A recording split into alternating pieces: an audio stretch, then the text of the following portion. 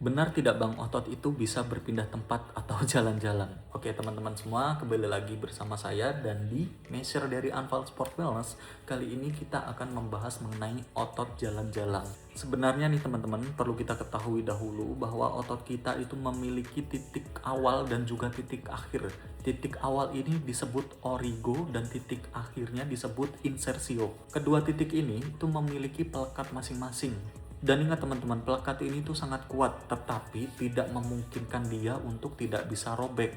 Lalu kita bahas mitos di luar sana yang katanya ada otot berpindah dan kita memindahkan otot tersebut ya. Padahal sebenarnya itu bukan otot yang berpindah teman-teman. Jadi seperti yang saya katakan berpuluh-puluh kali bahwa otot itu adalah elastis. Jadi selain otot itu bisa memanjang dan memendek, otot itu juga memiliki yang namanya simpul atau sering disebut dengan trigger point. Dan trigger point ini itu berada di suatu titik secara terus-menerus, makanya dia akan menghasilkan suatu benjolan-benjolan kecil. Benjolan karena stresnya otot ini itu bisa digeser-geser ya teman-teman.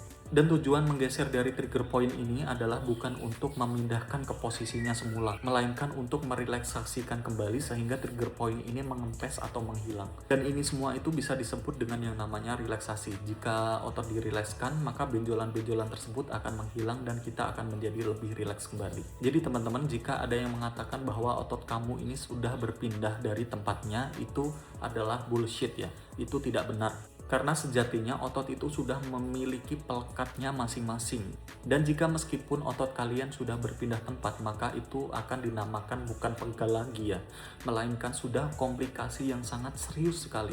Bahkan itu sudah bukan lagi ranahnya dari measure, melainkan ranah dari dokter spesialis. Dan yang kalian rasakan pun bukan hanya sekedar sakit biasa atau pegal biasa, bahkan bisa menjadi rasa nyeri yang sangat tidak tertahankan. Oke, terima kasih yang sudah menonton. Bagi yang belum subscribe di YouTube, segera di subscribe. Bagi yang belum follow di TikTok, segera di follow saja.